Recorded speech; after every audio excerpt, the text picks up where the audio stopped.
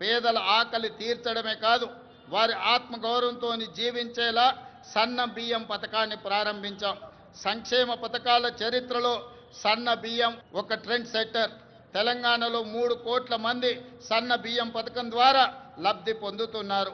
ఖమ్మం జిల్లా సారపాకలో స్వయంగా నేనే సన్న బియ్యం లబ్ధిదారులు ఇంటికి వెళ్ళి ఆ గిరిజన కుటుంబంతో కలిసి సహపంక్తి భోజనం చేసినప్పుడు ఆ కుటుంబ సభ్యుల కళ్ళల్లో చూసిన ఆనందం జీవితకాలం నాకు గుర్తుండిపోతుంది. ఎందుకంటే ఒకనాడు రేషన్ షాపుల్లో ఇచ్చే దొడ్డు బియ్యం మిల్లర్ల మాఫియా లేకపోతే దళారుల మాఫియా చేతుల్లో ఆనాడు వాళ్ళ చేతుల్లో ఉండే.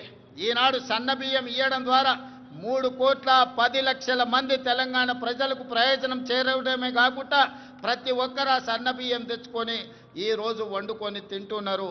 నిజంగా ఇది ఒక గొప్ప విప్లవాత్మకమైన మార్పు. దీనికి ప్రజాప్రభుత్వం పునాది వేసిందని తెలియజేయడానికి నేను సంతోషపడుతున్నాను మిత్రులారా.